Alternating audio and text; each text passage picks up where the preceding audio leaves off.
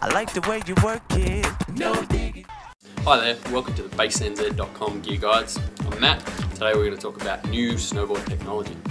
Basically, we're going to give you a lowdown on what's in a snowboard, what it means for you, and new stuff that's coming out right now. So inside a snowboard, mostly you've got wood cores, different than the main one. As you can see in this cutaway, mostly you've got timber. Wood's great stuff, really responsive, gives you the flex of the board. It's really based around the wood that's used. All different types of wood are used. These days they're using stuff like bamboo, which is really cool. It's good for the environment, it's actually a grass, and it gives really good properties to the way the boards flex. Another really good thing that you're going to see in a lot of snowboards is carbon fibre.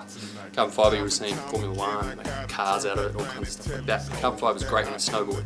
As you can see here, these black lines, carbon fibre, what they do is they store energy. So when you bend a snowboard, carbon fibre doesn't like it. It wants to go back to its original shape. What that does is give you extra snap and pop in your board. So if you've got a board with lots of carbon fibre in it, it's going to perform really well and hold its flex for a long time. It's definitely something to look out for. Another really good thing that we're getting in a lot of snowboards now is extra dampening. Dampening basically removes vibration, and that's really good because when you're riding on hard pack or solid icy conditions, you're going to get a lot of vibration and chatter, and it's going to take that out and stop that from coming through into your legs. It's going to make you less tired. Really good one from K2 is called Harshmallow. It's very cool. You can see it in this cutaway. It's actually a padded section that goes underneath your bindings. Bindings sit on top. Works really well. Another really good one is slime walls from Ride. Slime walls is really cool. They actually run it the whole length of the board as the sidewall instead of a regular sidewall. And this stuff's made out of urethane, same as a skateboard wheel. And what it does is actually absorb vibration straight off the edge. Works really well. Takes out into vibration. Very good. Another one to look out for is getting a good base on your board. The base is really important. If you haven't got a nice hard fast base, you're not going to glide very well. So look out for sintered bases with higher numbers like 4,000 or 8,000. They're going to be more durable, they're going to last longer. Take a little more care because they're a little bit harder, but they're definitely going to hold the wax and they're really going to run really fast, which makes riding much easier. Now, one of the new technologies that you're going to see a lot of and people have been talking about is magnet traction. What is it?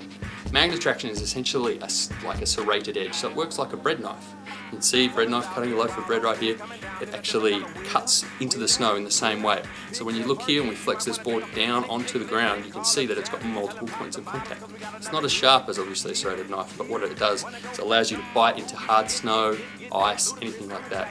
Magnet traction works really well for guys who like to carve, who want to ride pipe, anything like that where you really want to get good bite and good edge hold.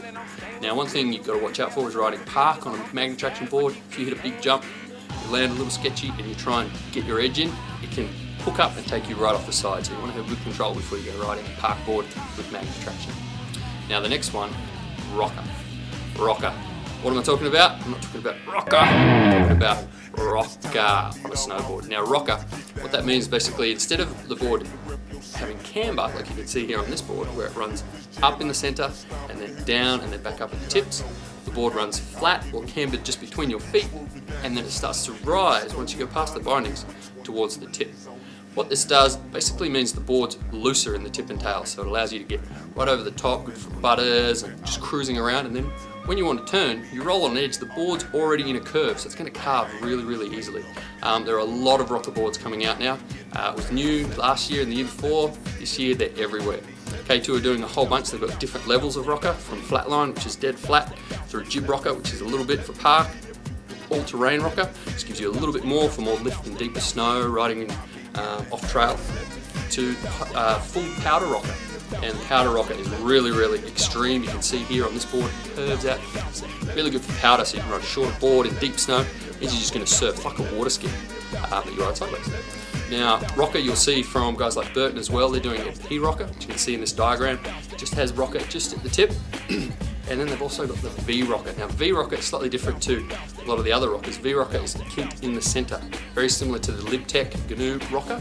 So where it's actually bent right in the middle, you can see here on this board, actually curving, and then it goes straight out to the tips and curves up from there.